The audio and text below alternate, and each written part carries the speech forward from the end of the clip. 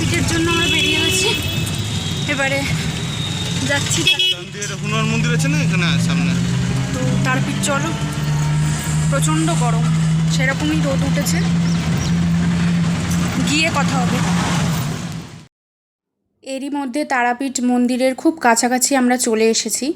এবারে যাচ্ছি ভান্ডারার ওখানে, যেখানে ভান্ডারাটা মেনলি চলছে, যেখানে আয়োজন করা হয়েছে ভান্ডারার, ওখানেই যাওয়া।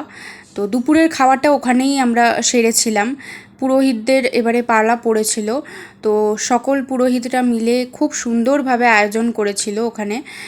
তো ভাত, ডাল, কচু ভাজা, তারপরে পোলাও, আলু পটলের তরকারি, মাছের কালিয়া, চাটনি, পায়েস, মিষ্টি, কি ছিল না, সবই ছিল। আর এত সুন্দরভাবে আয়োজন করা হয়েছিল যে খুবই আমার দেখে শান্তি লেগেছে, খুবই ভালো লেগেছে আমার।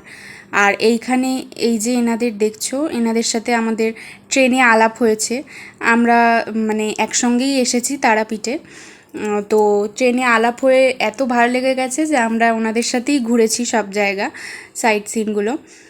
তো এইখানে দেখছো তোমরা খাবার, আর এখানে আমরা খেতেও বসে পড়েছি। আমরা এবারে খেয়ে দিয়ে তারপরে যাব সাইট সিনের উদ্দেশ্যে।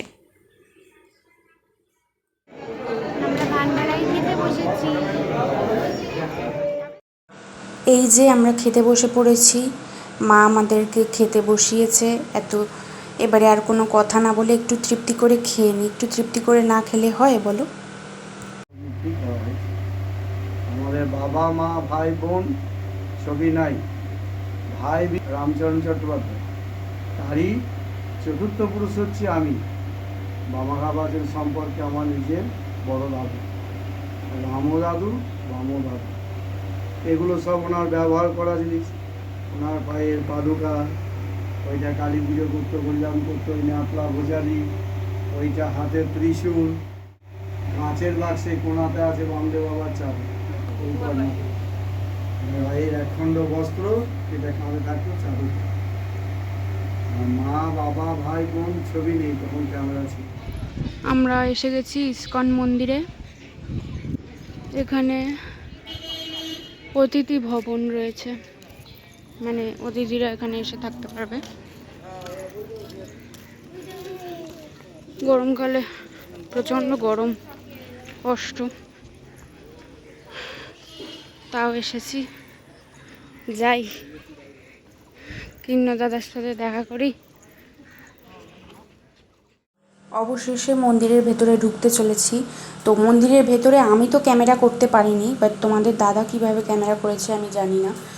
এটা একমাত্র ওর পক্ষেই সম্ভব। ও লুকিয়ে হোক, যেভাবে হোক ক্যামেরাটা করেছে যাতে তোমরা দর্শন করতে পারো।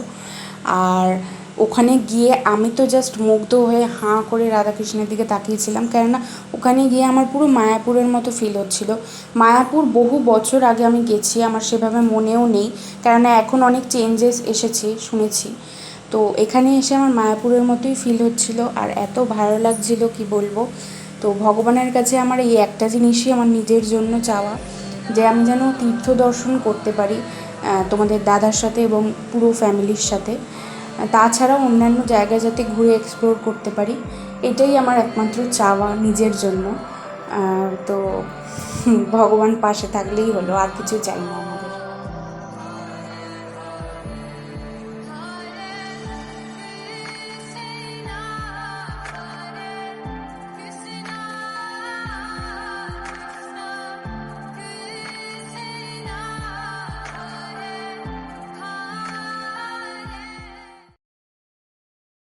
চলে এসেছি এবারে নলহাটেশ্বরী মন্দিরে।